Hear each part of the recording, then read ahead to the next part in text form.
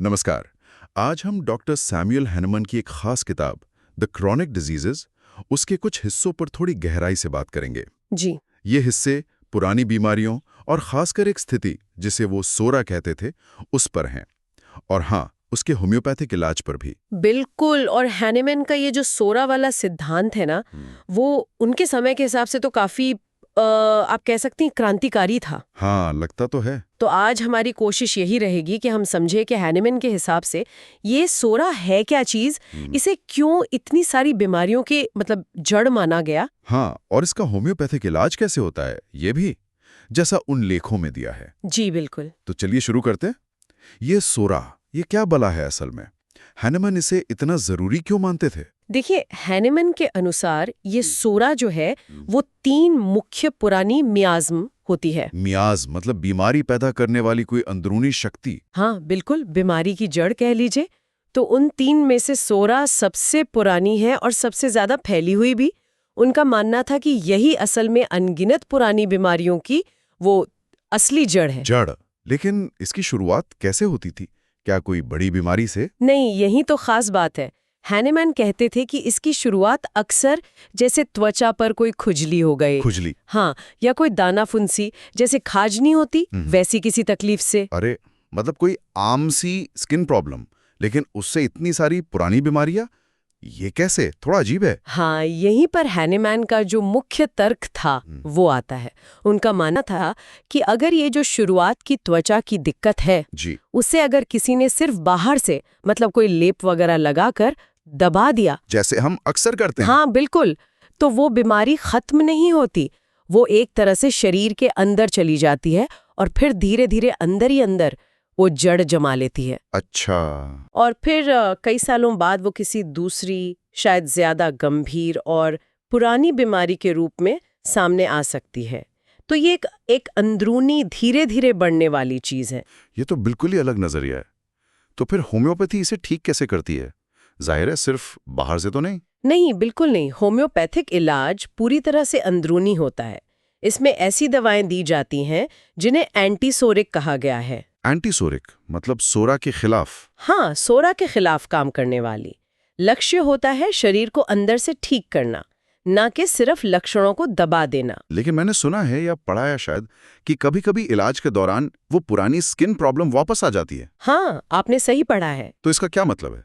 इलाज फेल हो गया? नहीं, दिलचस्प बात यह है कि हैनेमैन के नजरिए से ये अक्सर एक अच्छा संकेत माना जाता है। अच्छा, कैसे? अगर इलाज के दौरान वो शुरू वाली त्वचा की बीमारी थोड़े समय के लिए वापस आती है, तो इसे अक्सर इस बात का सबूत माना जाता है कि शरीर अंदर से ठीक हो रहा है और बीमारी को बाहर निकाल रहा है। हाँ बिल्कुल, जैसे सल्फर जैसी दवाओं का जिक्र इसी सिलसिले में आता है। समझ गया। तो इस इलाज के कुछ खास नियम भी होंगे? ये सिर्फ दवा दे दी ऐसा तो नहीं होगा? नहीं नहीं, कई सिद्धांत है। एक तो है इंडिविजुअलाइजेशन, मतलब हर मरीज अलग है। उसकी पूरी कहानी, उसके खास लक्षण, उसका मिजाज सब देखकर ही दवा चुनी जाती है। यानी एक ही दवा सबके लिए नहीं? बिल्कुल नहीं। दूसरा, मिनिमल डोज, दवा की बहुत ही छोटी मात्रा, बिल्कुल कम। कितनी कम? अक्सर दवा को बहुत ज्यादा डाइल्यूट करते हैं, मतलब पतला करते हैं। उसे पोटेंटाइज करना कहते हैं, जिससे उसकी अंदरूनी शक्ति बढ़े, ऐसा मानते हैं। यहाँ तक कि ये भी लिखा है कि दवा की गोली को सिर्फ सूंघने से भी काम हो सकता है। सिर्फ सूंघने से? या ये तो काफी अलग है। और किन बातों का ध्यान रखना होता है? धैर्य, ये सबसे जरूरी है।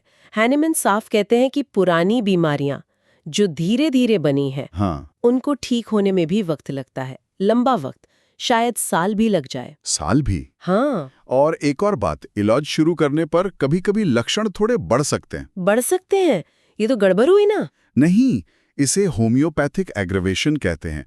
अगर ये बहुत ज्यादा ना हो तो इसे भी ठीक होने की प्रक्रिया का हिस्सा ही मानते हैं। अच्छा अच्छा, ये सब तो दवा और इलाज की बात हुई। क्या खान पान, रहन सहन, इसका भी कोई रोल है? अरे बहुत बड़ा रोल है। हाँ। हैनेमन इस पर बहुत जोर देते थे। वो सख्त परहेज बताते थे। परहेज? क्या क्या? जैसे कॉफी बिल्कुल मना, कुछ खास तरह की चाय, तेज मसाले, शराब, खासकर विस्की, ब्रांडी, ये सब बंद। तंबाकू भी पूरी तरह बंद? हाँ जी। वाइन के लिए शायद कहा है कि पानी में मिलाकर बहुत कम पी सकते हैं। और खाने की चीजों में? कुछ चीजें बताई हैं, जैसे बीफ, गेहूं की रोटी शायद ठीक है, पर सूअर का मांस या बत्तख का मांस, इनसे परहेज करने को कहा है। और साथ में ताज़ी हवा में रहना, हल्का फुल्का व्यायाम करना, ये भी जरूरी है। मतलब सिर्फ दवा नहीं, पूरा माहौल ठीक होना चाहिए। और मन का क्या? आजकल हम माइंड बॉडी कनेक्शन की बहुत बात करते हैं। क्या हैनीमैन ने भी इस बारे में सोचा था? हाँ बिल्कुल।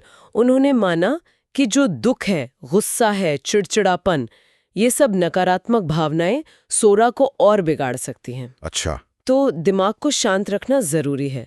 बहुत ज्यादा उत्तेजित करने वाली किताबें पढ़ना या दिमाग पर ज्यादा जोर डालना, उससे भी बचने की सलाह दी है। और उस वक्त जो दूसरे इलाज चलते थे, उनके बारे में हैनीमैन क्या सोचते थे, खासकर सोरा जैसी पुरानी बीमारियों के लिए? हैनीमैन उनके सख्त खिलाफ थे, जैसे बार बार जुलाब देना, हाँ वो होता था, या शरीर से खून निकालना, या स्किन पर बहुत तेज असर करने वाले लेप लगाना जी आती है। और घरेलू नुस्खे या परफ्यूम वगैरह? हाँ, वो भी कहते थे कि होम्योपैथिक इलाज के दौरान तेज खुशबू वाली चीजें जैसे इत्र या कुछ घरेलू नुस्खे इस्तेमाल न करें, वो दवा के असर में रुकावट डाल सकते हैं। ठीक है, तो हमने हैनीमैन के सोरा सिद्धांत और उसके इलाज के तरीके को काफी हद तक समझा, जैसा उनके लेखों में बताया गया है। अगर इसे समेटना हो तो मुख्य बात क्या निकलती है? देखिए, मुख्य बात यह है कि हैनीमैन के लिए सोरा एक बहुत बहुत गहरी अंदरूनी जड़ वाली बीमारी थी, कई पुरानी तकलीफों का आधार। और उनके हिसाब से इसका इलाज बाहर के लक्षणों को दबाकर नहीं हो सकता, बल्कि पूरे इंसान को, उसके शरीर, उसके मन, सबको ध्यान में रखकर सही होम्योपैथिक दवा चुनकर, उसकी कम से कम खुराक देकर और धैर्य के साथ अंदर से किया जाना चाहिए। और इसमें खान पान, जीवन शैली, हाँ, और दिमागी सुकून, इन सब का भी उतना ही बड़ा हाथ है। बिल्कुल। तो आखिर में एक सवाल मन में आता है सोचने के लिए। पुरानी बीमारी पर हैनीमैन का ये जो नजरिया है, जिसमें अंदरूनी संतुलन, लाइफस्टाइल, मन की स्थिति, इन सब पर इतना जोर है, ये आज की हमारी जो समझ है स्वास्थ्य की, इम्यूनिटी की, मन शरीर के रिश्ते की, उससे कैसे जुड़ता है या कहाँ पर अलग लगता है? हाँ, ये सोचने वाली बात है।